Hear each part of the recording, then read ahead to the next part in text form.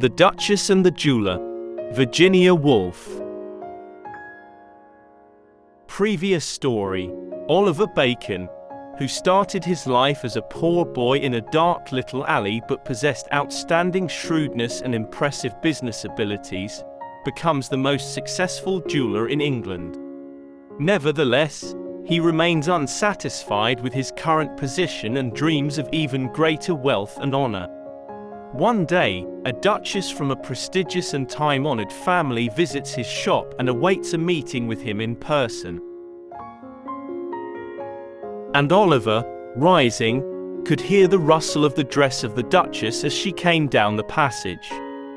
Then she loomed up, filling the door, filling the room with the aroma, the prestige, the arrogance, the pomp, the pride of all the dukes and duchesses swollen in one wave.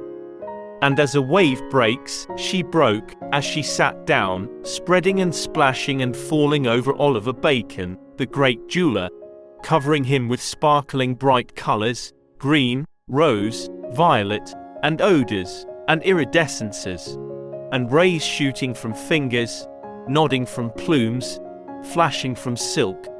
For she was very large, very fat, tightly girt in pink taffeta, and past her prime. As a parasol with many flounces, as a peacock with many feathers, shuts its flounces, folds its feathers, so she subsided and shut herself as she sank down in the leather armchair. "Good morning, Mr. Bacon," said the Duchess, and she held out her hand which came through the slit of her white glove. And Oliver bent low as he shook it, and as their hands touched, the link was forged between them once more. They were friends, yet enemies. He was master, she was mistress. Each cheated the other, each needed the other, each feared the other. Each felt this and knew this every time they touched hands. "And today, Duchess, what can I do for you today?" said Oliver, very softly. The Duchess opened her heart, her private heart, gaped wide. And with a sigh but no words she took from her bag a long wash leather pouch. And from a slit she dropped pearls, 10 pearls. They rolled from the slit, 1, 2, 3, 4, like the eggs of some heavenly bird. "All's that's left me, dear Mr. Bacon," she moaned. 5, 6, 7, down they rolled, down the slopes of the vast mountainsides that fell between her knees into one narrow valley, the 8th, the 9th, and the 10th. There they lay in the glow of the peach blossom taffeta, 10 pearls. "From the Appleby cincture," she mourned. the last of them all." Oliver stretched out and took one of the pearls between finger and thumb. It was round, it was lustrous. But real was it, or false?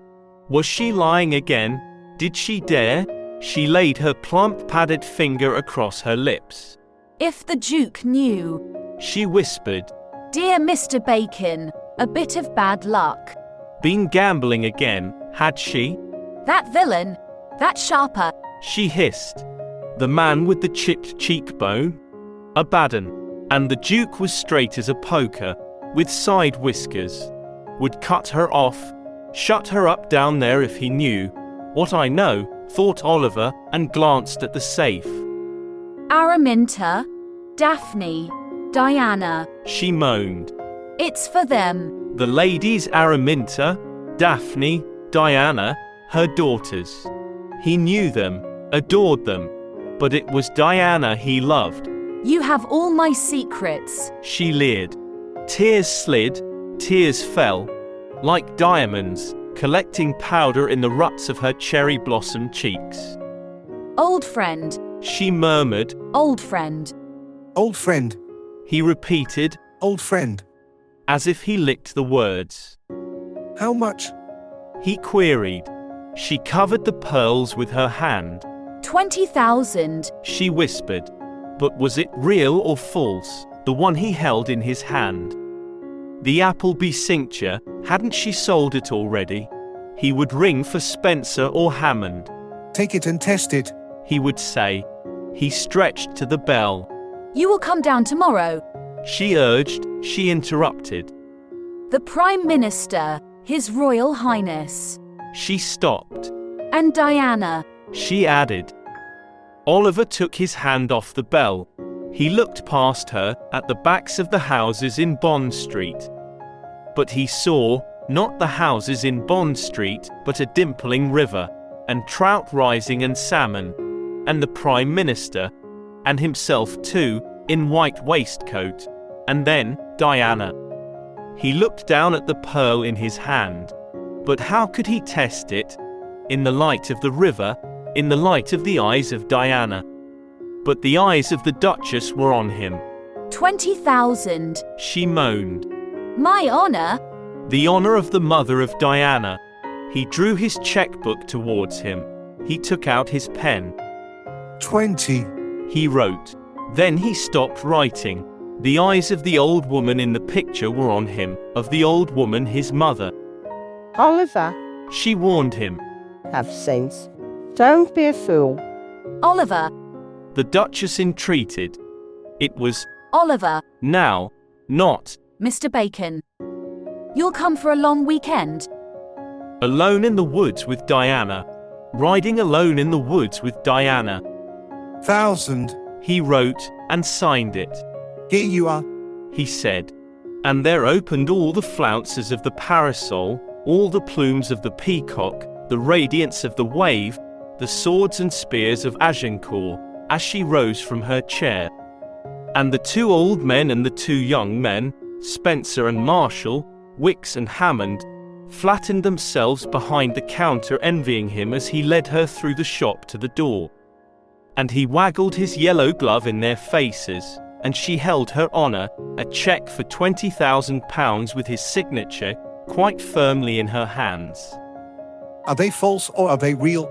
Asked Oliver, shutting his private door. There they were, 10 pearls on the blotting paper on the table. He took them to the window. He held them under his lens to the light. This, then, was the truffle he had rooted out of the earth. Rotten at the center, rotten at the core. Forgive me, oh, my mother. He sighed, raising his hand as if he asked pardon of the old woman in the picture. And again he was a little boy in the alley where they sold dogs on Sunday. 4. He murmured, laying the palms of his hands together. It is to be a long weekend.